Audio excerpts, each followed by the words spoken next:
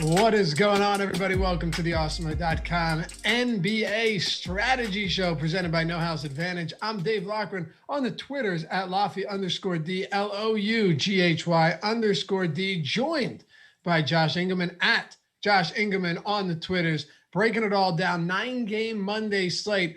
Dude, we had some wild weekend performances, like a 30-rebound game from Enes Kanter, and a few just other insane things that happened. One of them being that Bridges dunk that shook the entire world. So we're here to talk about all that, mostly Monday, and of course, break down Fantasy Cruncher and see what happened over the weekend. But yeah, wild weekend in the NBA.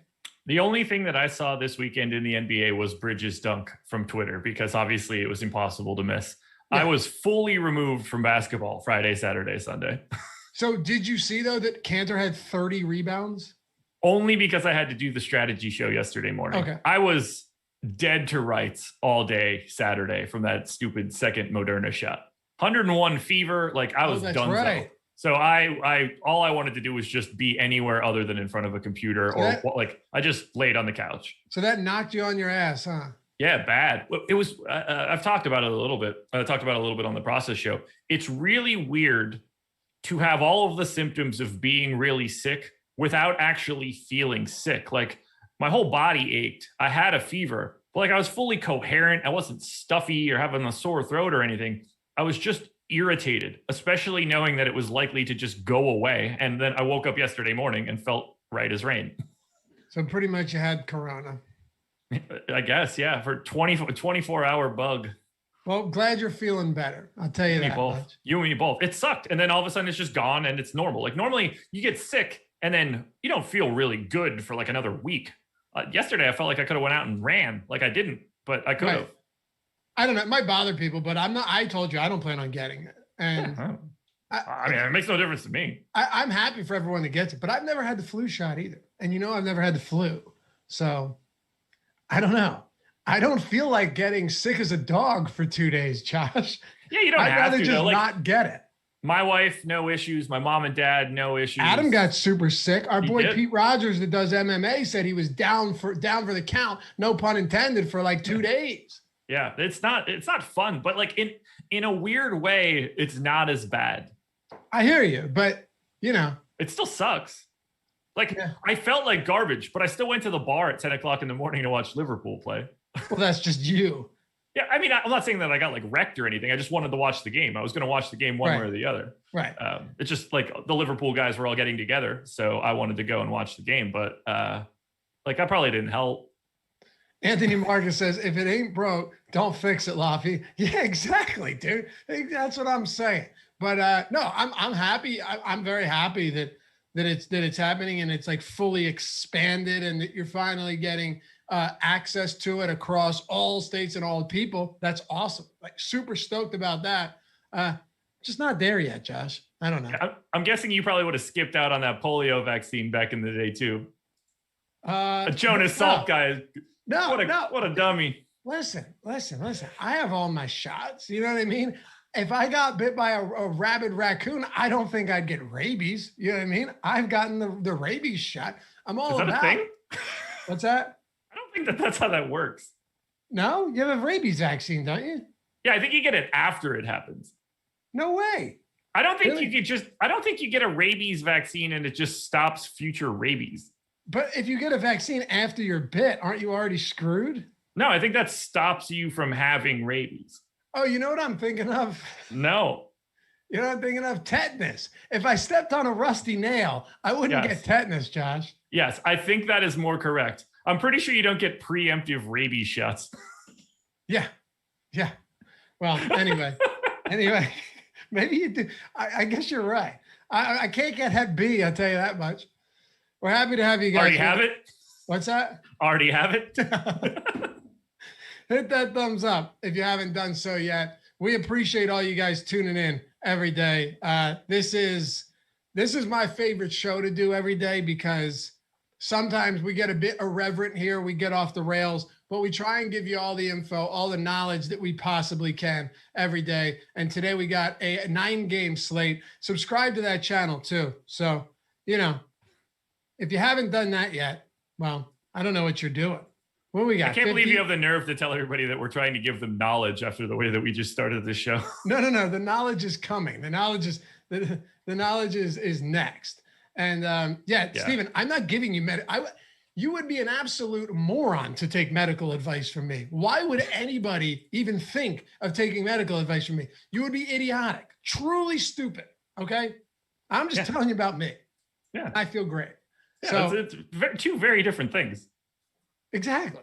Right. One of them is what I'm doing. Another one would just be pure insanity. So hit that subscribe button. It helps us a ton. When it comes to the algorithm, when it comes to everything on YouTube, doing that stuff and hitting the thumbs up is what allows us to keep moving forward here on the YouTubes and growing the platform. So we appreciate all of you for doing that each and every day. All right, man, we got 9 games, and fortunately we moved. Well, we're going concurrent streams. The MLB strategy show will start at 11, but it'll only be on YouTube, which means if we need to go a little bit late, we had a lot of requests. Hey, can you guys please go past 11 o'clock? We said, yeah, you know what? We can do that. We're going to do that if we have to. We got 9 games. First, let's jump into lineup study. What do you have for us? Give me a second. I'm still dealing with the rabies discussion. I have too many tabs open trying to figure out, do I need a rabies shot after I get bit by a rabid animal? So just trying to make sure that I don't close out that crunch once again. I'm pulling it up now. I know we had some winners Saturday night picking up some loot for us. So I'm wondering if we did it again on Sunday, because we had a sub win the 100K on DraftKings Saturday night. We got Rinpack and I got to talk about it, and he was in Slack sweating it and obviously celebrating. Oh, this loser wins it. Brick 75 takes down $100,000. Boo! I'm just kidding. We've had him many times on the on the contrary for the NFL show. Oh, Brian's awesome. Obviously a very high-end DFS player. Happy to see him have some success. I think I saw that in Slack, actually, that he was cleaning up, and probably not just this tournament. So no surprise here. One of the names that you'll see pretty regularly at the top of most leaderboards. So Brian, congrats. Good stuff. Malcolm Brogdon, Corey Joseph, Chetty Osman, Dean Wade, a 19 from Isaiah Hartenstein, because he was 49% owned. Got 50 from Paul George, 57 from Zion, and a 69 from Jonas Valanciunas, which would be quite the event. So 3 Cleveland Cavaliers in the same lineup. Yes. Once again. Chetty being 9% owned. Once again, just goes to show you that awful teams can make great DFS lineups. Every time we see something like this. The other night, the Cleveland Cavaliers had 3 rebounds at halftime.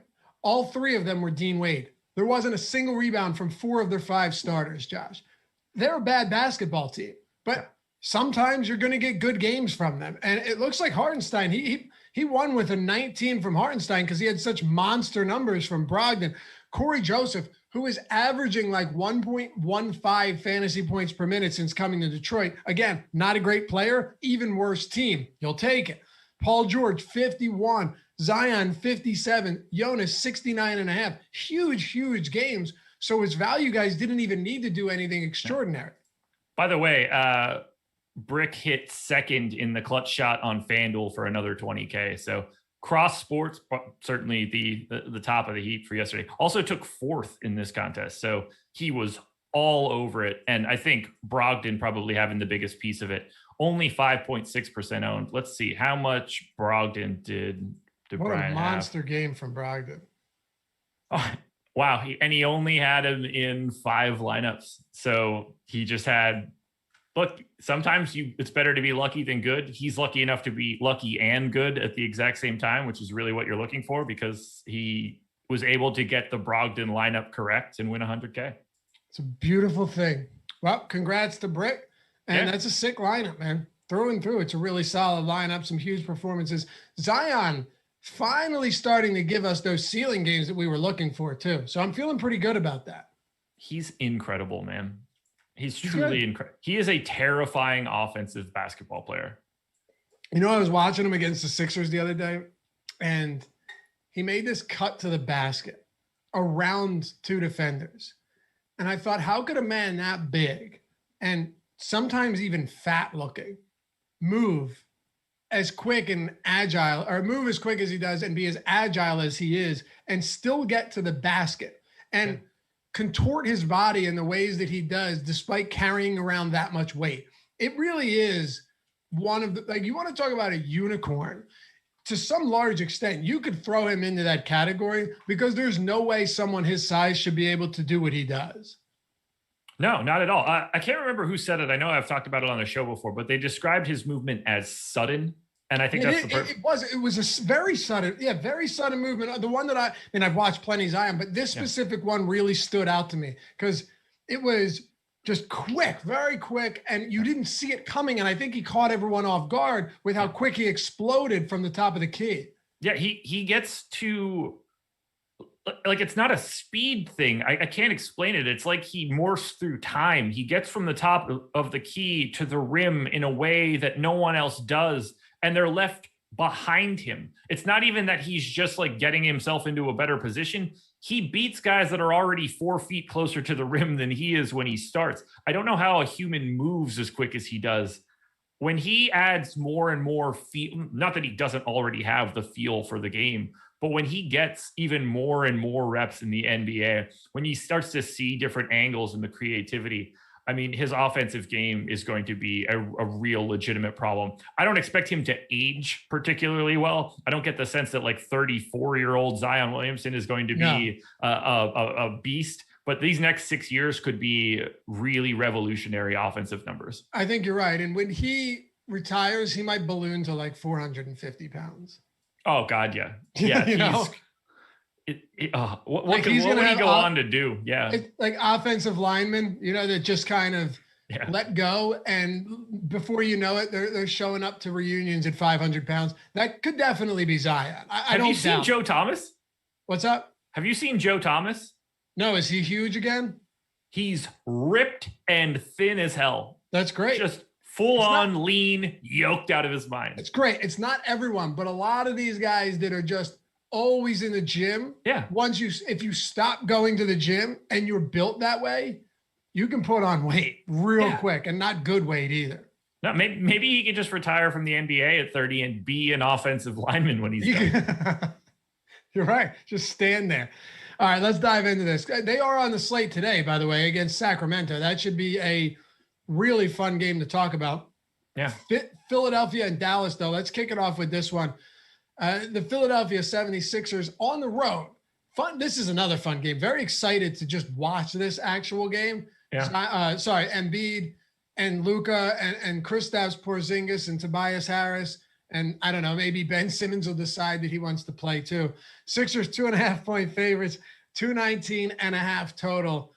Sixers on the road here. If we're talking about injuries, the only thing here is Tobias Harris. Now, I fully expect him to play. Oh, actually, he's off the injury report. Good. I was going to say, I fully expect him to play. They played the Thunder. They didn't need him. And I think, Josh, that Joel Embiid, after that miserable game against the Pels, which, by the way, I took Pels money line, took him outright. And I got laughed at when I went on as a guest on a radio show, Philly radio show, saying Pelicans probably win this game. What are you, crazy? No, not crazy. Anyway. You should let them know you have a history of betting against the Sixers successfully. I was going to say betting and winning against, yeah, exactly. Yeah. I know this team, man. I know them well. And I do believe that when you know a team well, it's not, a lot of people say don't bet on them. Sometimes you want to, if you know something that well, why not bet on them? But I think they sat these guys precautionary, Josh. Everybody's good to go in a much more important game today against the Mavericks. Yeah. Problem is, I don't really like a ton of stuff here. The guy that I like the most on FanDuel, stop me if you've heard this one before, it would be Ben Simmons, 7,200. He's projected for 20% ownership right now. The next highest number for the Sixers on either site is Harris at 8. After that, it's Seth Curry at 3. So there's not a lot of ownership here coming into Philadelphia. Clearly play Joel Embiid whenever you want. The problem here for Embiid is that Karl Anthony Towns and Nikola Jokic just look significantly better on this slate than Embiid does. And Embiid doesn't seem to, at least right now, have that same 36-minute ceiling as everybody else. It feels like more of a 32, 33. And when you're just talking about separating three of the best centers in the league, that margin is meaningful. But Embiid's playing 36 tonight in a close game. I'll guarantee it. You think? Yeah. Oh, yeah. Yeah, he played 31 against New Orleans, and that was only the second game back, right? Yeah. Or a couple, yeah, maybe second or third game back. He's played 3 straight, 32.8, 31.3, 27.2. Right. 2 days. But the 27.2, he was on pace to play 33, 34 minutes. Yeah. He didn't touch the court in the fourth quarter. Sure. Total blowout. I think he's back, and I don't think there's any way he's going to allow Doc Rivers to pull him off if this is a close game. It's on ESPN, dude. Joel Embiid's weird like that. He cares about image. And I legitimately think that if this game stays competitive, you're getting 35, 36 minutes from Joe. So I'm just saying maybe he still doesn't fit for you today and it's still not worthwhile. But I think personally that he will get those minutes. Okay. He is projected for no ownership. So clearly, if you feel that way, please feel free to play Joel Embiid as a contrarian option in a GPP. That should be a tough You like the matchup for him? I mean, it's hard not to, right?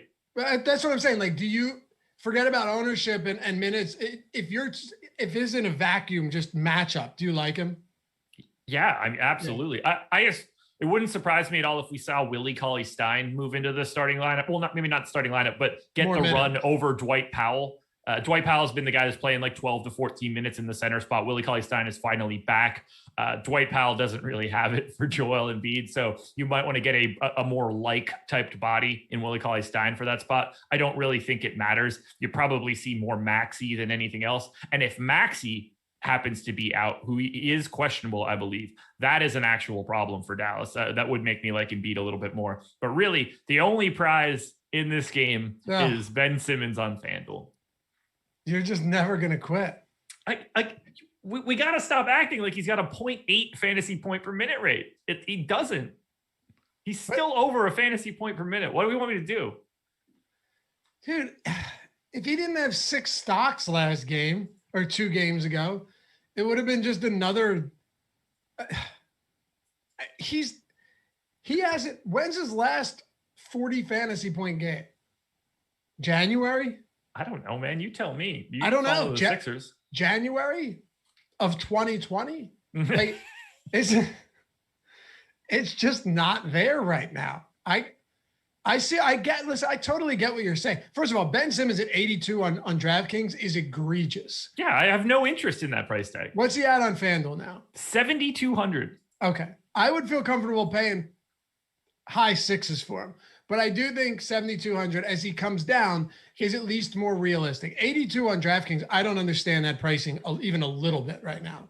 Yeah, he had 41 fantasy points 3 days ago. Obviously on the back of 5. Oh, sorry, that's FanDuel, right? I was looking at Draft. Okay, yeah, you're right. Then he did. I was talking FanDuel. He had 48 on Draft. March 17th against Milwaukee. That happened to be in 45 minutes of game time, however. That's good. You know, just saying. Look, it makes no difference to me. If you took every name out of my spreadsheet, I would have the same opinion. I'd be like, hey, there's this $7,200 guy on the Sixers, and this is his rates, and this is what it should be. It's not like I personally think like I am advocating for Ben Simmons. I am just advocating for Ben Simmons' statistical profile at that price tag. That's the big piece here. I hear you. Yeah, 317 is his last 40 fantasy point game on DraftKings. Because chat's ready to stab me for this. Oh, I mean, it was so funny. Before we even started talking, everyone's like, hey, Josh, is it Ben Simmons night? Got to be Ben Simmons night. Tonight's the night for Ben Simmons. It's just the way it goes. Ronald Jones says, Josh, I hate to admit it, but I'm with you. So at least you got somebody. I mean, the public is higher than I am right now. Our ownership projection is higher than my sim results. So I would likely be mildly under the field on Ben Simmons, and I still think he's the best play on Philly. To me, it's like not even close. I don't think that there's much else. Embiid clearly is fun to roster, but I think there are better center options today. Yeah, Brian says when it comes to the Sixers, I trust Loughy, the Loughy man. You should. I don't steer you wrong with Sixers takes, man. I do. Yeah. Every time, man. Every single time. Let's move on to Dallas then. Okay. Luka is facing Philly. I hate this matchup. I really do. Can he have a strong game? Sure, but Luka hasn't been putting up monster numbers. This isn't to say that he can't, Josh, at all, but he has not been the same, just monster 60, 70 point guy every single night that we saw recently from Westbrook. You know, even Karl Anthony Towns feels like he's giving us more consistent production. There's a lot of factors that go into it, but is it a prime time game that does any of that matter? It's not going to work into your numbers. I totally get that. But like maybe Luka comes out and plays harder. I just can't quantify that. All I can take is what I've seen. And this is a tough spot for him. Yeah, it's tricky. Like I do think it's a tough spot. Obviously, Ben Simmons is, I would imagine, going to take a pretty large amount of Luka on a day like today. Like that you is also just have Danny Green. You have Matisse Thybulle too. Like Thybulle's a good really good defender. I mean, he's an all NBA level defender. They've got two of them on the team right now that are a problem, and it's not like Danny Green is, like a garbage defender either. Right. They have a lot. So like they have guys perfect to throw at Luka Doncic. His DFS stats have been down a little bit. He's been at 1.39 FanDuel points per minute over the last 30 days. That's about a 1/10 of a fantasy point below where I normally have his rates. But I'm not overreacting to it too much because Dallas has also been incredible as of late. Over their past 20 games, they're 13-7. They have the 6th best point differential in the league. So maybe Luka is just slightly deferring in some ways for his own DFS stats, but it's definitely helping out the aggregate of the team right now because he's still putting up truly bonkers numbers as Luka, like 40.3% usage, 1.2 points per shot attempt. That's 73rd percentile in efficiency. He's got 100th percentile efficiency assist rate. He does, like, this dude just does everything. He is truly, truly incredible. That said, projected for about 19% ownership on FanDuel, about 13 on DK. I think both of those numbers are spot on. I like him, but he's not a guy that I would be excessively over the field on. And then for the rest of Dallas, I don't really love the Kristaps Porzingis price tag. We'll see if he even plays today. It is a back-to-back. He did play the last back-to-back, but Maxey did miss one of them.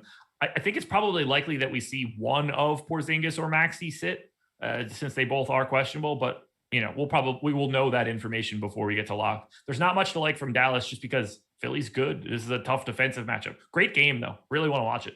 Yeah, exactly. That's where I'm at too. And I will say, I'll throw it out there because you gotta be on the record with this stuff, right, Josh? I do think that Joel Embiid, if he garners like no ownership today, he's at 3% right now on DraftKings at 10-1 in a close game. If he gets the minutes, I think Joel Embiid could absolutely smash in this spot. So keep that in mind if you're trying to get a little bit different. Sometimes going different with the guys that are expensive can take you a long way because they all have those monster 70, 80 point ceilings, and that's what we're looking for. But there are a lot of expensive players on this slate, and we'll get to them.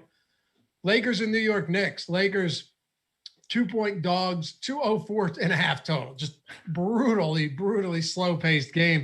Do you like anything from the Lakers today? A little bit, but nothing crazy. The problem here is that they've got a lot of Q tags. Kuzma, Wes Matthews, somebody else that I can't remember off the top of my head. So lot of that. Caruso, right? Oh, no, Caruso's good, I think. I honestly can't even remember. Definitely Wes Matthews and Kuzma off the top of my head. Marc Gasol's questionable. Yeah. And that one probably won't matter anyway.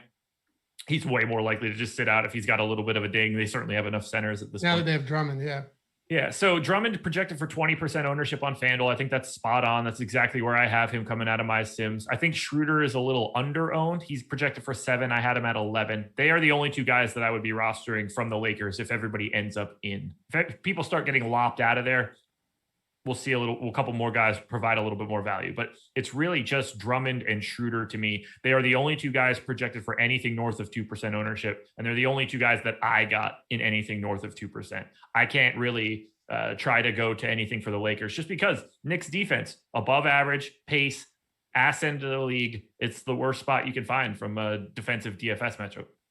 It really is. Can we though just talk about how Andre Drummond is another perfect example of someone that might not be actually great for a team, but is such a good fantasy. Like he's one of the best fantasy players in the world. I'm not even kidding.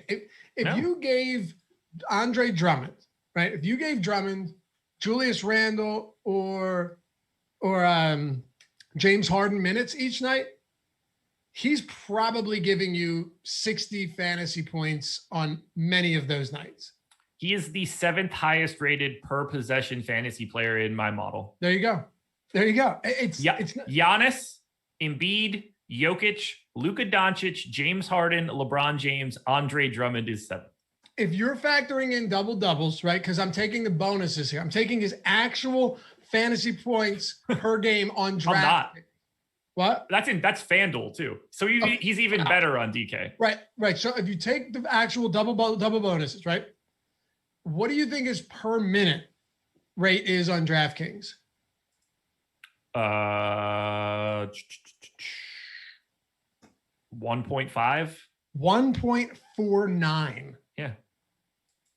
That's close. Crazy. Like that's elite territory. Once you get up in the 1.4, 1.5 range, you're talking elite. Yeah. I mean, he's ahead of a lot of he's ahead of Anthony Davis.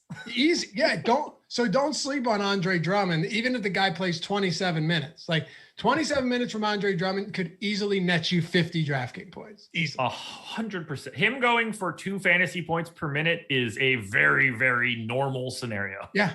18 and 17 and 25 minutes from Drummond is all right. Yep. I get it. I saw that coming. So, and it's kind of interesting against the Knicks too, because they're such a poor shooting team. Like he could really soak up a lot of defensive rebounds. Yeah, he could. So as far as price goes, I just keep that in mind when you're talking about Drummond. You hear all this slander about Andre Drummond. Who cares if he's not good for a team? Guy is an absolute beast from a fantasy point perspective.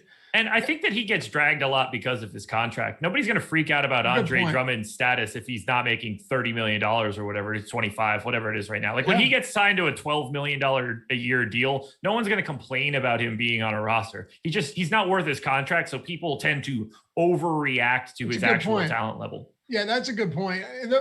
Listen, there were a lot of worse contracts than that from players that were way worse than Andre Drummond. Who was the center with the Lakers? Why can I not remember his name? Timothy Mozgov. They give Mozgov and Luol Deng those huge contracts, and they were terrible. Summer of 2016, baby. The best time in the history of the world to be an NBA free agent. Everybody got paid. Evan Turner got the money. Alan Crabb got the bag. Oh, my God. There's a ton of Alan Crabb. I forgot about him. You like anything? Most of these guys ended up getting stretched and waived, man. They all sucked. I know. How about the Knicks? Yeah, that's a sentence. Derrick Rose and RJ Barrett on FanDuel are projected in double digits in ownership. No one else on the team on FanDuel or DraftKings is projected north of 8%. That's Randall on FanDuel. I don't mind getting to RJ Barrett. I actually think that the 11% ownership is just a hair low, but that's about where I am. I don't have much interest in Randall. Derrick Rose seems to be locked into 26 minutes, so there's a ceiling there, barring Tibbs just trying to break him for additional minutes. These guys look truly terrible on DK. Nobody more than a 5%er. I have very, very little interest in anything from the Knicks outside of RJ Barrett on FanDuel. Yeah.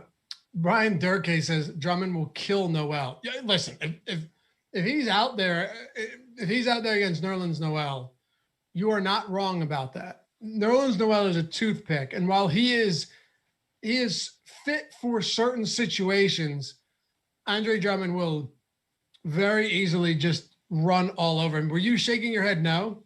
It's not that I'm shaking my head no, but Drummond is mildly soft mentally. So if he's got like some sort of negative feeling, like if Nerlens Noel intimidated him once before, like that could hold. Because obviously we know that Andre Drummond wants no part of Joel Embiid. Clearly Joel Embiid and Nerlens Noel are on different wavelengths.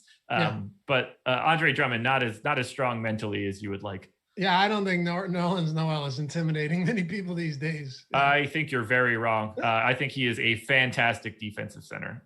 He is, and I've said this for so long, he is a fantastic defensive center against lesser big-bodied bigs. Like he will struggle against physical bigs. He's very, very thin, Josh. I mean, I remember I had floor seats from DraftKings back in like 2015, whenever the tanking days were, and we were playing the Jazz, and I looked at him against Rudy Gobert. They were standing up there. We're right behind the basket, and someone's at the free throw line, and he's there on one side, and Rudy Gobert's on the other side.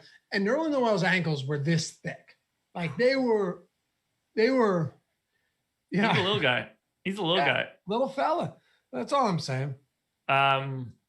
He's been incredible this year. So like people just don't score on him at the rim. It's kind of wild. No, he's a good defender. I just think he gets out rebounded by a mile. Yeah. No doubt about it. No doubt about it. Let's talk about the Spurs and the Orlando Magic. The Spurs are 5.5-point favorites against the Magic. DeJounte Murray, we had a question about him in chat earlier. We can get to that in a moment, but he's playing pretty well. His price point's starting to reflect that, though. DeRozan's come back under 8K on DraftKings. Did you like anybody from the Spurs today?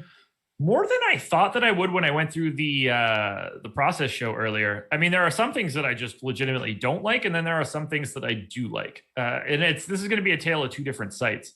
Although the dislike is very clear to me. We have DeMar DeRozan projected for 25% ownership on FanDuel and 15 on DK. I'm not even remotely close to those numbers. I have very little interest in paying that much for DeMar DeRozan. I don't think this is a great DeMar DeRozan spot either. Orlando sucks, but they suck because they have no one that is any good at offense. Most of this team is basically like the D part of a 3 and D guy. So I don't really find it to be like a particularly good matchup for DeMar DeRozan. And if he's going to be this owned, I would rather have 0 of him than the public's 25 or 15. That I just don't get it today. No, that's a really high number. A very high number for DeMar DeRozan. He's not playing bad basketball. He's actually played quite well, but it does feel like DeMar DeRozan is one of those guys that will seldom be the reason you lose for not having him or not having too much of him. You know what I mean? Yeah. Unless I say I'm going to fully fade DeMar DeRozan and he breaks the Toronto Raptors scoring record. Other than that particular day, everything is usually fine for my DeMar DeRozan takes. Now, there are some guys that I do like here. I think Keldon Johnson is under-owned on FanDuel at only 11%. He's 5,100. I would like to have a little bit more there. DeJounte Murray is picking up double-digit ownership on FanDuel. I think that is warranted. We've got Patty Mills at 3,400 on DK picking up ownership. I don't agree with that at all. I would much rather just go to like a little bit more DeJounte Murray or like Derek White's not. I mean, these guys aren't in the same price tier, but Mills's minutes have fallen off a bit. So even at 24 minutes, I don't really see it. He's a terrible per minute fantasy guy. He's been terrible. He's been even more terrible than that over his last 30 days. 0.61 FanDuel points per minute over the last 30 days for Patty Mills. I don't need to have a little bit more Mills unless you know that he's going to get a ton of time. So my biggest take here is fade DeMar DeRozan. You can play a little bit more of some of these other guys, including Jakob Poeltl for 6K on DK and Keldon Johnson for 5,100 on FanDuel. So it's pretty interesting when you look at Mo Bamba, right? His minutes have been curtailed recently. Is that because of a blowout or the blowouts? Maybe, probably not, though. But he's averaging 1.44 DraftKings points per minute over his last 3 games, and he's been extremely proficient. So at his price, 4,300, do we say, screw it, I'll take the lack of minutes for increased production, or do I want to stay away from it altogether? Because he's only 4,300 on DraftKings. So I'm quite confident that Orlando is the worst team on the slate today. Or if we don't want to say that it's, well, yeah, that's true. They don't have anybody that's basically any good offensively. If you don't think it's Orlando, you can make a case for Phoenix, but that's a completely different story. The highest I had anyone show up in my sims for Orlando on FanDuel is 4.1% Terrence Ross. We have like Wendell Carter at 4% ownership. They are full. I might as well just X out the entire team. On DraftKings, though, you did pick the only guy that gets shaded into at least yellow, and that would be Mo Bamba at 4,300. Yep. I gave him 21 minutes. That could wiggle a little bit. If Wendell Carter Jr. gets into some foul trouble, like Mo Bamba is going to be the guy that gets those minutes now that Ken Birch is in Toronto. But we already have Mo Bamba projected for 15% ownership. So, like, to me, he's already just not a good play. Yeah, and I will say this, though. It's not totally fluky because he is a 1.25 fantasy point per minute guy on the season. So, I got him at 1.21 just in my model. Right, which is not bad at all. No. So if you do play him and Bamba, say, does get 26 minutes, and I'm not saying he will, but if he does, 26 minutes out of Mo Bamba is something that you're going to almost certainly be happy about at 4,300. So yeah, without question. Obviously, like, don't play Mo Bamba and Wendell Carter Jr. together, but I can't imagine that's something you're going to do on a 9-game slate. No, and I would also track his ownership throughout the day. Yeah. If he stays 15% ownership, there's just no need to take that risk. At 4,300, we're going to have better value plays. Trust me. But if he comes down into the single digit ranges, I think you could make a pretty good argument that the upside is at least there. Absolutely. I agree. How about the Brooklyn Nets against Minnesota? They're not huge favorites, only 6-point favorites, 236 total though. But here you have it, Josh. The reason they're not monster favorites is because James Harden is sidelined. And I was thinking about this, by the way. All of the guys that were leading outside of Nikola Jokic in the MVP race, Embiid, boom, goes down. He was taking the lead there. He had actually passed LeBron. You had LeBron James, boom, down. James Harden, down. So Nikola Jokic, all he needs to do is not get hurt with how well the Nuggets are playing. But do you know the Nuggets got outscored 35-8 in the final 10 minutes of last night's game?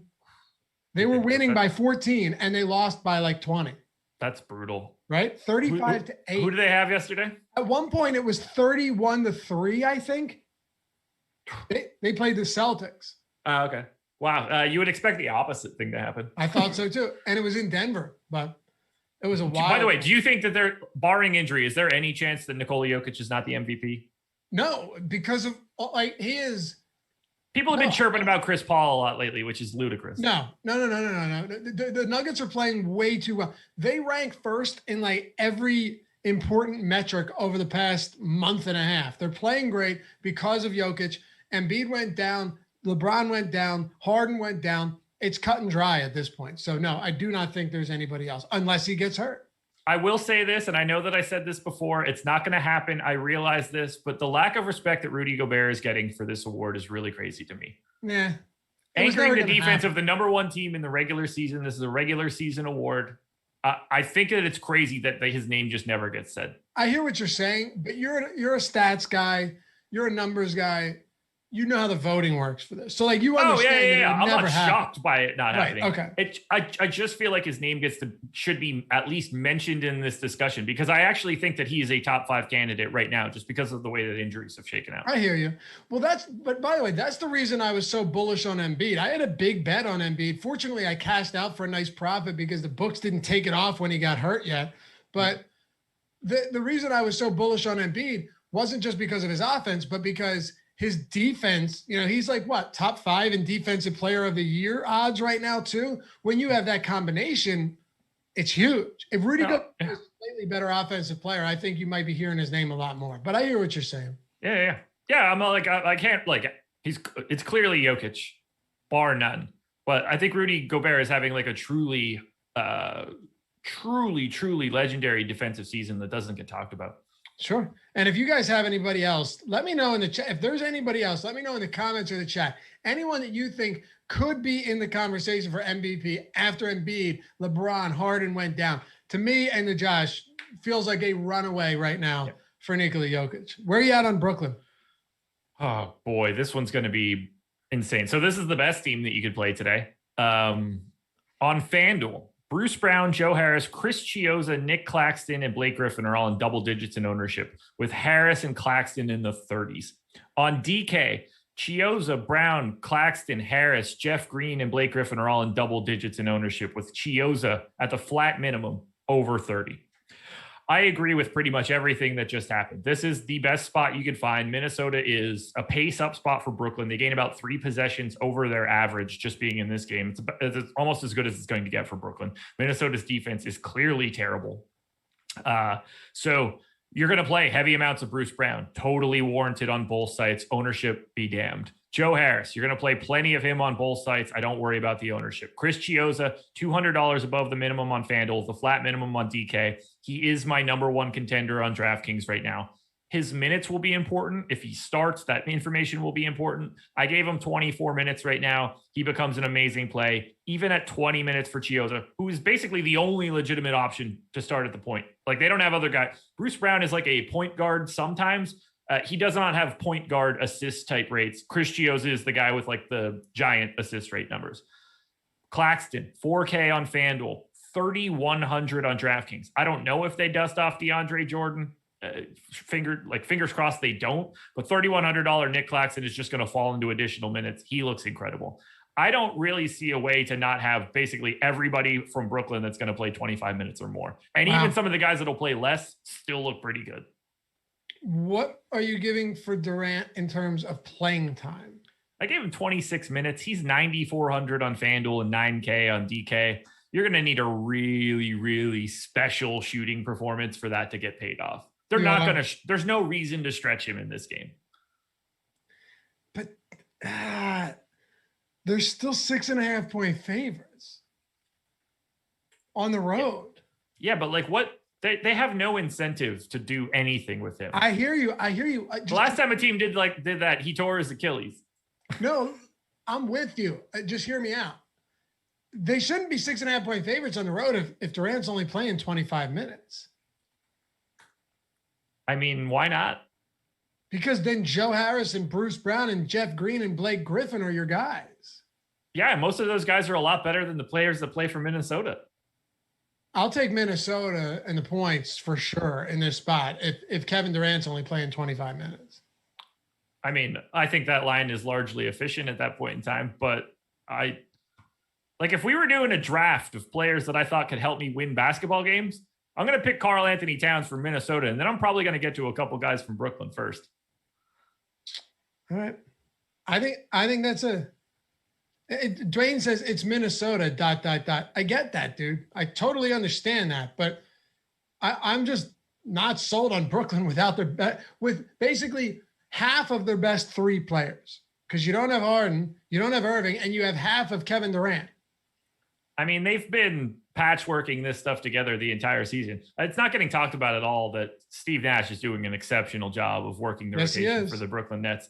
I mean, this is a Minnesota team that is 26th in offense and 27th in defense.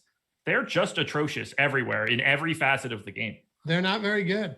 No, but I don't think the role players for Brooklyn are capable of running away with game. We'll see. I think most of those role players for Brooklyn would be starters for Minnesota. No. You don't think any of those Brooklyn guys are going to get played ahead of Jaden McDaniels? Well, you said most. I would be playing a couple of these guys from Brooklyn over Anthony Edwards right now. I know why that doesn't happen. He's the number one draft pick. He's a future play. He's going to be out there regardless, but he's been, let's just say, not good. All right, $50 bet. You take Brooklyn 6.5. I'll take Minnesota 6.5. Fuck it, make it 100. Fuck it, make it 1,000. Do 100? I'll do 100 on whatever the closing line is. Oh, see what? So you don't like the closing line? You don't like the line right now? Well, no, but I have no idea what's going to happen. I mean, we've got Q tags in this game and stuff. You just said the line was largely efficient. Well, yeah, I think that every line at the time we talk about it is largely efficient. And I'm telling you, I don't think it is. You think it is. So 100, and we'll take the sides. All right. So what are you giving me here? 6.5? I'm giving you the largely efficient line you spoke of. Yes. Oh, you dope. Let me look at this. Just give me a second. All right. I'm just pulling it up here. But pulling it up on oddshopper.awesemo.com. If you're looking to shop around for lines, this is the best place to do it. Come on. It's largely efficient. Just take it. All right. It's six across the board is what I'm seeing. You're seeing 6? It's 6 at every sports book that I see right now. Is it? Okay. Including. Yep, you're right. All right, 6. Including the book that we would say is the line that we should look at the most, that I won't say on the 6. 6. Done. I'll air shake you on that one. There we go. 100? 100, yeah. Largely efficient 100. Done. Right, I'll take that in some sort of cryptocurrency. That's actually fair. You want it in Cardano? You want it in... That'll work. Yeah. The Coinbase transfers. I have to unstake my Cardano first. So, do you like anybody from Minnesota? I mean, Karl Anthony Towns is 11-3 on FanDuel, and I still like him more than his public ownership of 5%, but that is a healthy price tag. I just think he looks great here because they don't have anybody equipped to handle Karl Anthony Towns. If he wants this to be a big game, it should be. He's 10-5 on DraftKings. I like him a lot more. Now, he is at 17% ownership. So that is a spot where it starts to look like, oh, is Joel Embiid a really nice large field GPP pivot there? And I would say yes, but I think Karl Anthony Towns ownership is fully warranted. I don't mind getting to Anthony Edwards, no matter what I think of him as a player to date. I think that he looks like a really solid DFS option because he's just going to heave. And he has been playing a bit better as of late. I still think that he's a gigantic net negative, but that's neither here nor there. Jaden McDaniels, 5,200 on FanDuel, 4,500 on DraftKings. He plays a ton of minutes, but he's a full-on terrible DFS player. Ends up being a value play that shows up more for me than I would really like, but I am going to advocate for him because he is going to be someone I end up with. $7,500 D'Angelo Russell on FanDuel is a bit of a tough sell. $6,600 D'Angelo Russell on DraftKings, though, if he plays, is interesting. And by the way, that is the big piece of this for me that's going to be my saving grace, at least I hope. D'Angelo Russell on the back-to-back here. I wouldn't be surprised if he sits. They don't have a lot of functional NBA players, and he might be one of them. And I hate D'Angelo Russell, too. So then you should be stoked that you got 6 points. Well, if it helps, I actually think that he might end up playing because when I started my show this morning, this line was 9.5. Really? Yeah. Where? Everywhere. It opened at 9. Okay. Now, granted, 9's absurd. Well, 9's not absurd if D'Angelo Russell is sitting too, and then they have to play Jalen Noel more. Russell doesn't move the line 3.5 points. It's not so much that Russell's moving the line 3 points. It's that the gap. That's how bad the replacement guys for Russell are. Yeah. You're filling those minutes with Josh Okogie and guys I don't even know. You don't like Jalen Noel? Not so much. Want to go to Washington and Utah? More than a little bit. All right. Before we do, guys, first of all, hit that thumbs up. I think we're at 90. We got to at least pump this to 150, 200. We got 550 people watching. Do we not entertain you? I mean, come on. Are you not entertained? I know. I got to mix it up a little bit. Copyright purposes. Hit that subscribe button as well if you haven't done so yet. And be sure to check out our sponsor, No House Advantage. They've got some awesome stuff going on. We've been seeing a decent amount of screenshots popping off around No House Advantage too. It's a peer-to-peer player prop betting or player prop platform with GPP style contests. So first of all of the tools that you need to win there are at Awesemo, and they're all free. The player prop projections that Alex Baker, Awesemo himself, created, not to mention the optimal lineups tool, just everything. And you get free $20 when you sign up and deposit using the promo code Awesemo. But it's a tournament style format where you take the ones you're most confident in, put them at the top. They get more points than the ones you're least confident in. You put them at the bottom. You win money. You build your bankroll. You got to find places to win real money lately where you can do it consistently and build your bankroll, even if you want to take it somewhere else later on. But there's so many different reasons to do it. The odds don't move throughout the day, so you can hit them later when you feel better about it, when people have already taken them, already set their lineups without looking to change them, and you're getting better spots, sharper spots, because you're doing your due diligence. Josh, we say it all the time. It's a great place to build your bankroll and a great place to get a free $20 when you do it using the promo code Awesemo.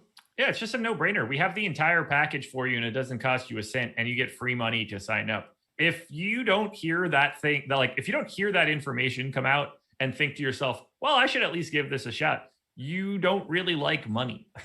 Fair enough. No House Advantage. Download the app today. Our wonderful producer, Jordan Klein, already got that up on the screen. Our boy's quick. Dude, Washington. Minnesota's going to win this stupid game out right now that I made this bet. It's awful. I am the biggest jinx in the history of the world. Yeah.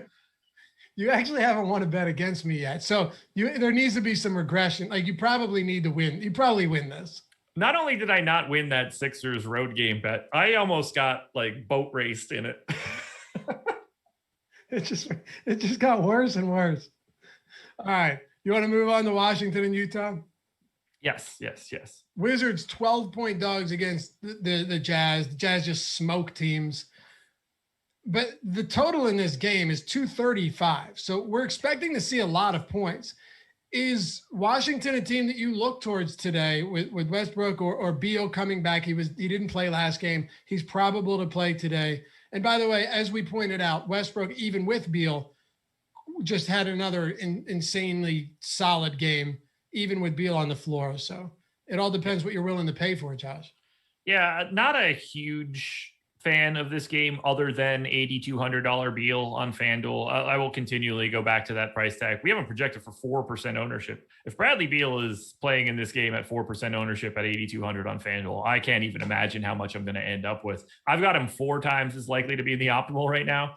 That's going to create me having Beal in 40% of my stuff, which is a real problem. Russ looks good.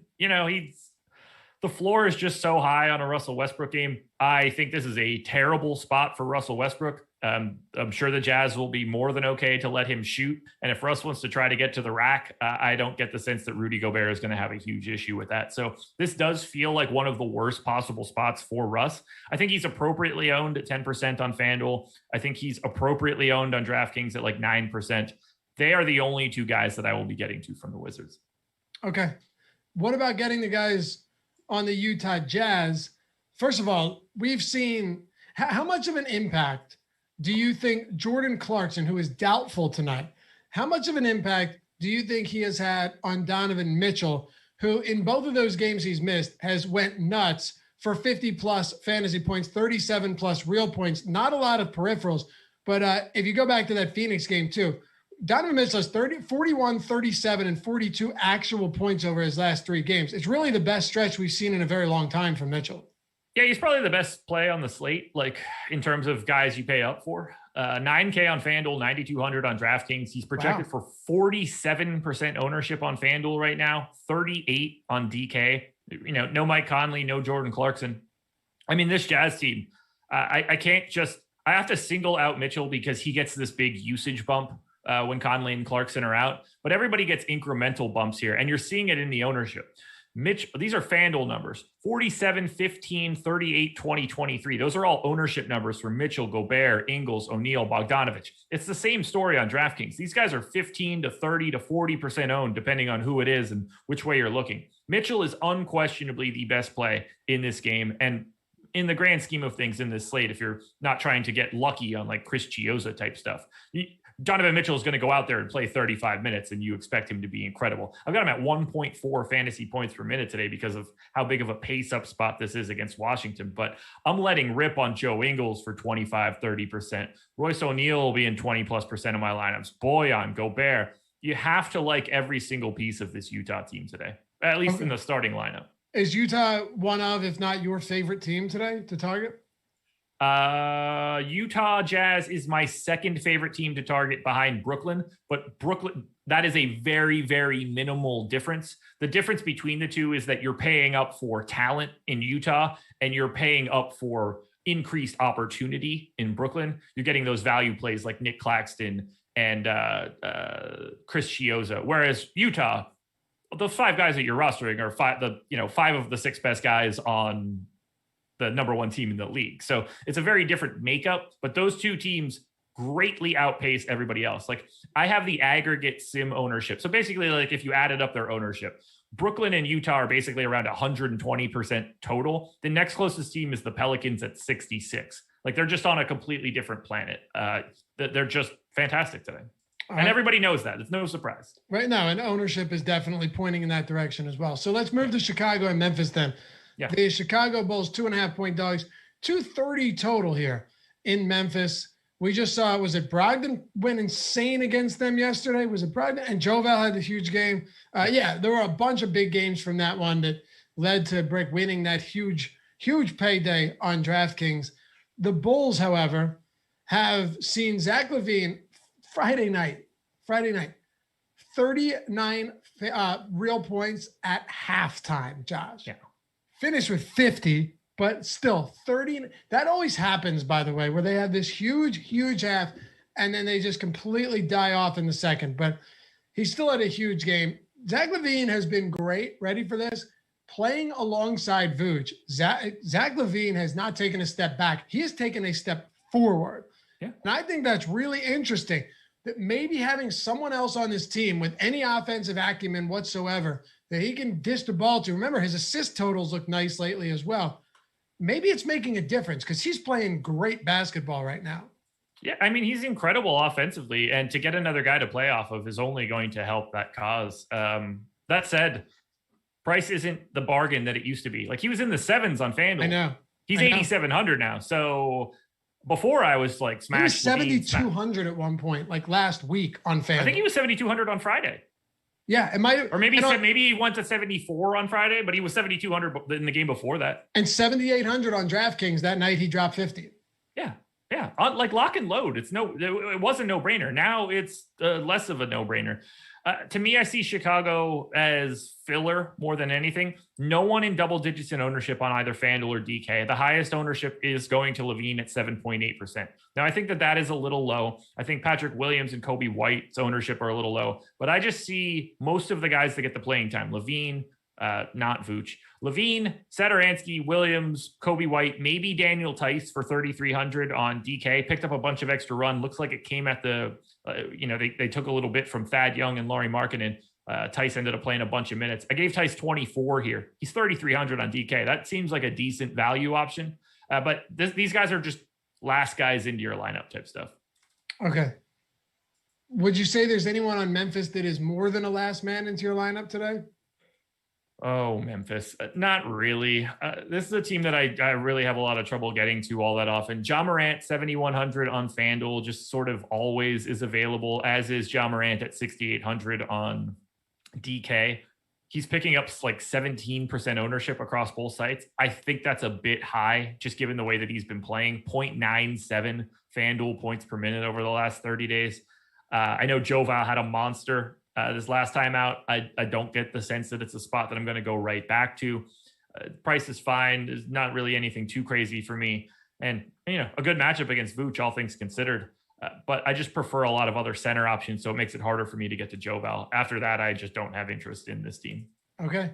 By the way, 188 minutes alongside Vooch for Levine, 1.42 DraftKings points per minute, 38% usage rate, and a 28% assist rate. Really good numbers for Levine. Yeah, look, I liked the fit of the two of those guys together a lot. I assume that it won't really make the team all that much better because their defense is incrementally worse as well. But it at least helps to lighten the load a little bit. Since the trade, the Chicago Bulls are 3-6. They are 10th in offense and 25th in defense. I don't think that the defense can get all that much higher than that. No matter what their offense does, I think they're in some trouble. Yeah, I don't disagree with that at all. I just was a little bit surprised to see that his numbers would boost like that with Vooch on the floor. And Vooch's numbers are still really good alongside Levine. So yeah, it hasn't hurt either of them. It's helped. Sacramento and New Orleans. All right, here we're getting into it now. 233.5. Kings 2.5 point dogs on the road. Now, we have some questionable tags that we'll get to in a moment, but the Kings are pretty healthy. And a lot of these prices have come up. On DraftKings specifically, like Holmes is above 7K. Fox is sitting a few hundred north of 9,000. If you're playing the Kings, you're not getting them really at a discount. You're probably paying like market value on these guys. Is it worth it today on a 9-gamer? Yeah, on some of them, I think most of the ownership is warranted, whether that's De'Aaron Fox at 9,500 on FanDuel, 9,300 on DK. I like getting to him in like the 15% range. Same story for Halliburton for 5,700 on FanDuel. I think they have better prices on FanDuel than they do on DK. Rashawn Holmes is 6,900. He's been playing really well as of late. 1.23 FanDuel points per minute over the last 30 days. That's more than a tenth of a point over what I have his normal rates at. But again, I just prefer a lot of the pay up centers, so it makes it a little bit more difficult. Really, you can throw darts at any starter for the Kings and you can skip everybody else. They have such a clear delineation in minutes now. You're either playing 34 or you're playing 18. So Fox, Holmes, Halliburton, Barnes, and Hield, they're the only guys available. But Fox and Halliburton are my two priorities. Okay. Oh, you guys can listen to this show, by the way. I think I forgot to mention it in podcast form. If someone said he was sick of hearing the ad with my voice at the beginning of the show, well, go to the podcast platform, Apple Podcasts. You can go to Spotify, wherever you want, and check it out there, right? Like any podcast platform, it's out there. You want to listen to immediately after this show is over, it'll drop to the podcast platforms. Boom, you can listen to it there. And while you're there, leave us a review and a rating. It's greatly appreciated. But yeah, you don't have to listen on YouTube. If you don't like listening with your phone open, maybe you don't have YouTube Premium, big mistake. But if you don't have it, many other ways to do it. How about New Orleans? Zion is, I believe this is easily the highest price we've seen him at all season. Correct me if I'm wrong, Josh, but I have not seen him at 9,700 on DraftKings yet. He is 10K on FanDuel too, buddy. This is it warranted? On FanDuel, yeah, because I think because of having to roster two guys at every position, I actually think that he's going under owned at 12%. I would like to get him a little bit higher. I think the ownership on DK at 10% is spot on. I think Brandon Ingram is wildly over-owned on FanDuel. We have Brandon Ingram projected for 25% ownership on FanDuel. He showed up in my Sims at 12, and I am not projecting him at some sort of like ridiculous rate. I'm projecting him at his normal 1.1 per minute in this great matchup against Sacramento. But I have somebody that we need to talk about right now because we are not projecting the ownership there, and I don't understand why. And I think his ownership is going to go up dramatically throughout the day. Are you ready? Let's hear it. Never thought that I would say this right now, but I am about to say it. James Johnson is 4,900 on FanDuel. We have him projected for 3.5% ownership. He showed up in my Sims 21% of the time. Really? I have him projected for 31 minutes. He has played in the recent games 32.7, 32.2 in the last two games. They're both without Lonzo Ball. It should be the same rotation that they've had. Lonzo Ball, that doesn't look like he's going to be in for this one either. I think that everybody is going to be the same here. Even in the games previous to this, since he's been on the Pels, 26-6, 26, 33.5, 28-8, and 28. I assume that he is going to play north of 30 minutes. I gave him 31. He is generally a 0.95 fantasy point per minute guy. Over the last 30 days, which is essentially just since he's been on the Pelicans, he has been a 0.95 fantasy point per minute guy. Spot on. I'm projecting him worse than that today, 0.89, and he is still showing up in 31 minutes in 21% of optimals for me. That is 7 times more frequently than we have him projected at ownership. To me, he is the unquestioned, you have to have this guy contrarian play, but I am going to be quite confident that he will not be 3.6% owned as we get closer to lock. All right. And he's unowned on DraftKings at 5,500. I like that too. You'd pay 55 for him? Yes. He showed up in the optimal 7% of the time for me at 0 ownership. I would be happily getting to 10% James Johnson in DK line. Okay.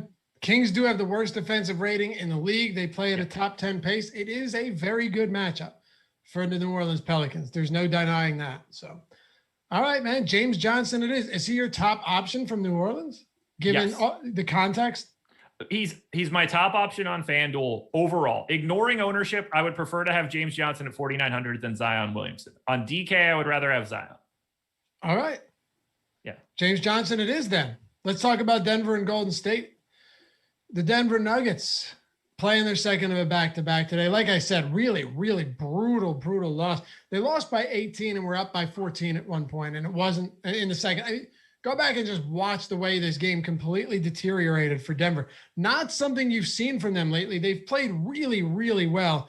So I'd like to think this is just this is an anomaly, and they get back to it tonight against the Golden State Warriors. But, Josh, it should be a close game. They're only 4-point favorites, 225.5 total. Do we go back to Nikola Jokic today at 10,400 on DraftKings? And what's he out on FanDuel? You can tell me. 10-8 on FanDuel. Okay. Yeah, I think he looks absolutely incredible today.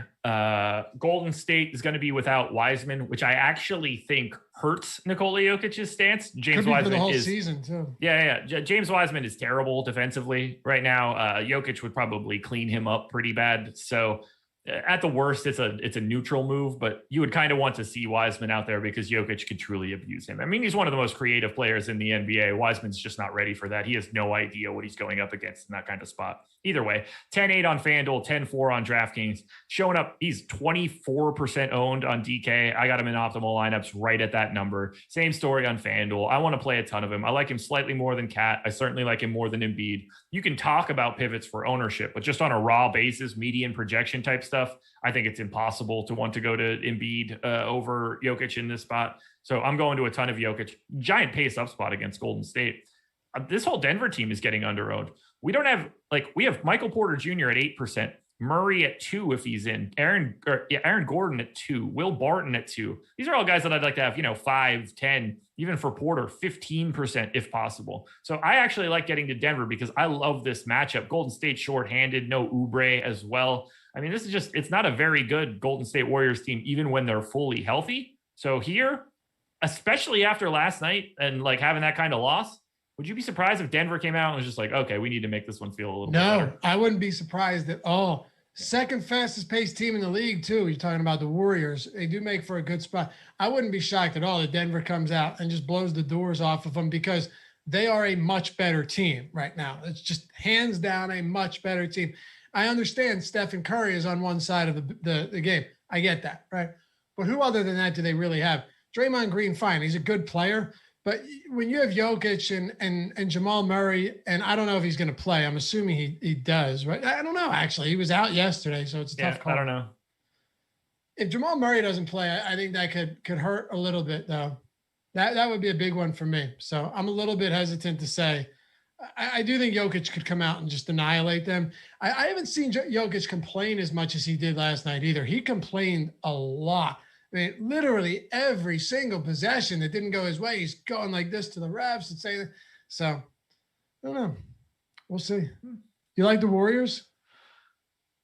Not as much as I was expecting. Once I had to take Oubre and Wiseman out and redo the rotation. Like, I think Curry looks solid. I think he's overowned, but I think the Curry is overowned every single night. He's a relatively low standard deviation guy. So I like him. I like getting to Steph a lot more as a cash game scenario. So if he's picking up ownership, I like that, but I don't want to pay up for Curry in situations where he's already getting the ownership. Draymond looks fine. Wiggins looks fine. Kent Bazemore likely to be getting start for in Oubre's spot. He's 5,200 on FanDuel and 4,300 on DraftKings. To me, very clearly a much better play on DraftKings than he is on FanDuel. I don't have a ton of interest in Bazemore on FanDuel. I would be much more interested in DK. I thought that I might be a little bit more interested in Looney, but that didn't happen. We had people, we talked about this on the process show a bit. Juan Toscano-Anderson started the second half after Wiseman left in the last game, thinking maybe Juan Toscano-Anderson would end up being the starter in this spot now, filling that fifth starter spot. I think they're way more likely to go to Kevon Looney as the starter here against Nikola Jokic. Draymond Green is not someone that can guard Nikola Jokic, not even remotely close. Draymond Green is a smart defender. He's an incredible team defender. Having him one-on-one guard Nikola Jokic is the worst. It's the worst use of his skill set possible. He's way too small. Jokic is going to pass over top of him over and over and over again very, very easily. And that's just going to remove Draymond from being in position to help on other things. So I expect Looney to start, probably not necessary to play even at minimal salaries. So if you're getting to any of the starters, the Curry, Wiggins, Green, Bazemore stuff, I think they're fine as last guy in type stuff. I would not be prioritizing anything from Golden State. I think this could be a blow up spot for Curry today. Okay. Here's what I'm thinking, right? Kelly Oubre's out. Maybe it's not a huge impact. His team just doesn't really have any offensive gunners outside of Stephen Curry. And he's the type of player now, he's attempted double-digit threes in 7 straight games. So when he's hitting them, you know that big things are happening. I wish his peripherals looked a little bit better. He's rebounding nicely. His assist totals, though, have really taken a hit. And that concerns me a little bit. He's averaging 6 on the season, but they've come down a bit. He is scoring a ton, though. He's attempted 20-plus field goals in, 5 of his last 6, 10-plus threes in 7 straight. This isn't the be-all, end-all, but I guess the way I look at it is if you think Golden State is going to compete, it's probably going to be because Steph Curry is putting up monster numbers again. I don't really see another way around that. I'm not a believer even a little bit in Andrew Wiggins. He's just too fluky. He has so many awful games where he can't hit a thing that I think they'll have to lean on Curry once again. And if they do, you're going to get a big one. Only 4-point dogs here. So I don't know. What's his ownership at? He's at 13%. The problem is he's 10,300. He's $100 cheaper than Jokic. Like, he's wildly overpriced. And 200 more than Embiid. Yeah, it's just, you can't get there. He has to score 40 real points to even give you an opportunity. That's and don't get me wrong. He scores 35 plus pretty regularly, but if he's not going for north of 40, he doesn't really have the chance to fill that out the rest of the way. And obviously Denver now with no Kelly Oubre, they can sell out a little bit more on Steph and try to take the ball out of his hands a little bit more. I think you could see a little bit more of a trickle down for him to look, Steph can shoot 25 threes today and make 13 of them, and it's not going to be all that surprising. He has that ability, but that is what you need when he is north of 10K. And I just don't think that that's a really realistic scenario here. I think you're right. It's not a wildly efficient price point. No, not at all. So I would go with Joel Embiid. What happened? What happened there? Nothing. What I missed? Didn't you say the Minnesota line was wildly efficient? Oh, okay. Yeah, it was a callback. I get it. Yeah, a little callback action. Joel Embiid dropped 52 in 27 minutes and 3/4 the other day. He's the type of guy, and this is what you're talking about. Even if he only has 25 real points, could easily have 70 DraftKings points. With Stephen Curry, Curry's not falling into 6 blocks. Right. With Curry, you need 40 real points in order to get that huge game from him at this point. It's just not his. That's not how he plays. That's not his style. No, I agree with you. I mean, look, 50, 50, 50, 50, 50. And his last 6 games, he's basically just had 50 fantasy points in all of them. The last time that he went for 60 was against Orlando on February 11th. He hit up Dallas and Boston for 69 twice in mid-February. He hasn't had a lot of 60-point games this year. And that's kind of what you're looking for on a 9-game slate when you're north of 10K. Nick Hooper says, Curry and Westbrook get you 50 every night. Just play them. The thing is, Westbrook gives you at least 50 every night.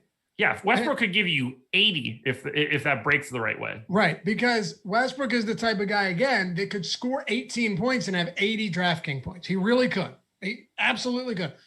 If Steph Curry scores 20 real points, and sure, he's a much more efficient and proficient scorer than Westbrook, so we have to at least give him that.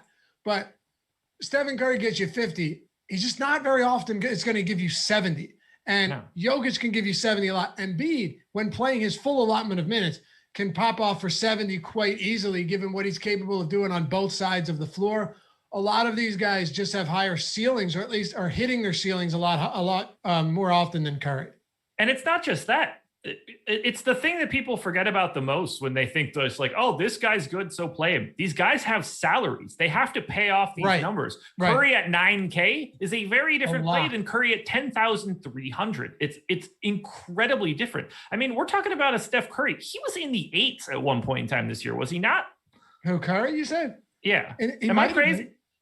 So the beginning of this season, at least on FanDuel, he had games in the low 8s. What was he on draft? Did he have any $8,900 salaries on DK? Can you get to that quick enough? I'm looking it up. Hold on, I'm looking it up. I'm getting to Cruncher, but I don't know if you'll beat me. I might be wrong, and it might have just been really, really low 9s. Hold on. He was in the 9s. I don't see him in the. I mean, he was 94 recently, 9,200 at one point in January. So I think it was low nines, but still. Right. It's just even low 9s. That's a very different price tag than 10,300. Yep. Very different, especially on a night like this where you have a lot of guys in that 10K range. So Nick Cooper said, I'll take 50 from Curry every night. Congratulations. You will probably lose every night. Yeah. That you're taking 50 from Curry at 10-3. If you're taking 50 from Curry without any context, without even looking at the salary, you can't do that. 50 at 10-3 is not good. No. That's the thing. It's fine. If you're playing a cash game, sure. If there's ownership there, whatever. But you are boxing yourself out to 60s and 70s and 80s that can possibly happen to other guys that are comparably priced. Especially because you have to realize that there are going to be a lot of 7K and 8K guys that go for 50 easy. Last night, Brogdon went for 62. Is it an outlier game? Sure, but it doesn't have to be Brogdon tonight. It could be somebody else that does that. Joval went for 69, right? There's so many, all of these mid-range options can easily give you 50 on any given night. It's not that they do it every night, but they can. So Stephen Curry, unless your value guys pop off or your mid-range guys go crazy, 50's not going to get it done in tournaments. No, not even remotely close. Not at that price tag. Again, that is, people ignore price, and it is the most important factor here, because you can you can project somebody and move their price around, and they can be the best play on the slate and the worst play on the slate, depending on what their salary is. That is the key piece to all of this. And you described it perfectly. we're going to get a guy that is 7,400 today that goes for 50K, and it immediately removes or that goes for 50 fantasy points. And that immediately removes Steph Curry's ability to like be in an optimal lineup at 50 if there's someone at $3,000 lower. Yep. And the last thing I'll say, we'll close this show out. If he gives you 50 every night, okay, fine. Nikola Jokic is $100 more expensive than him. He is going to give you 50 every night. And I know people are going to go back and look at the game logs and be like, yeah, what about that 39? What about that 45? You're expecting. You're losing 50. Either way. Right, exactly. You're expecting at least 50 from Jokic every night, and a good game from Jokic. You're getting a 30-point, 12 rebound, 15 assist triple-double, and he's giving you 80 or 70. You know, there's too many players that can do so much more than Stephen Curry. And like I said, Josh, I think Stephen Curry is going to come out and have a good game tonight. But the point that you make is salient at his price, being in the same ballpark, even more expensive than guys like Embiid, the same price as Jokic. There's just the juice is not worth the squeeze there. Jokic has 4 games north of 64 in his last 12. Right. Like that's all you need to know. Including one of them going to 71. It's crazy. If you want to bank 50, congratulations. You're 21 behind now. Yeah. Let's close this out. Houston at the Phoenix Suns. All right. 13-point dogs, 228.5 total. What did you really expect from Houston? Very little, although they do have one of the better plays on the slate on FanDuel today at 7,400. That would be Christian Wood, projected for 27% ownership. The big key here, Christian Wood is a power forward on FanDuel, and $7,400 power forward Christian Wood is going to be pretty highly owned. No Sterling Brown in this one, which I think is kind of important. He's a guy that soaks up some minutes. I think you can get to a little bit of Porter at 6,400 on FanDuel, picking up 0 ownership right now, 2.6%. In fact, I think you can get to a little bit of Kelly Olynyk. There's no ownership coming to this Houston team at all outside of that Christian Wood number. So I like getting to Christian Wood. I actually like a little bit getting to John Wall at 8K on DraftKings. This is likely to be an awful game, but at the same time, if it happens to stay close, it is going to be on the backs of Christian Wood, John Wall, Kelly Olynyk, and Kevin Porter. There's a sentence I never expected to say. I think that Houston is going under-owned. I like them in a contrarian aspect in GPPs, even though this is a terrible spot. Okay. And nobody else from Houston then? No. What about, would you agree Phoenix, despite how good they are, has been a team that we really don't get too much because their pricing's been pretty efficient, and it just hasn't been one of those spots that we talk about getting to all that often? Yeah, and today again, like, no different. Here's why it is. Everybody gets so balanced. All their prices stay in the same range. Here's the ownership on what would be the starting 5 for Phoenix. But there's Booker, Ayton, Paul, Bridges, Crowder on DK. 8, 8.4, 8, 8.2, 8.4. How do you sift through something like that? Like, I think that all of those guys are about right there. You're never mad that you get a guy from Phoenix. Mikal Bridges on FanDuel is at 17% ownership. That's ludicrous. That's way too high. I don't mind getting one of these guys as a guy in a lineup. You're never freaking out like, oh my God, I can't believe I got to Devin Booker. What a terrible day this is going to be. Right. But it's impossible for these guys to grade out as exceptional plays when other guys are going to be lower priced or mispriced or in situations where there are guys out of the lineup and they're getting increased role. Phoenix is filler. They're filler every night. Phoenix is basically just the Utah Jazz. Only today, the Jazz are without Mike Conley and Jordan Clarkson, and everybody looks incredible. If you lop out Chris Paul from this game and Devin Booker from this game, you're going to play a crap ton of Phoenix Suns. That's just how it works. Yeah, but that's not the case. Nope, it is not. You know, it is the case. The fact that we got to go an extra 20 minutes and didn't have to worry about it. It was great, right? It was great. Perfect. After this, if you want to switch over, the MLB strategy shows in progress.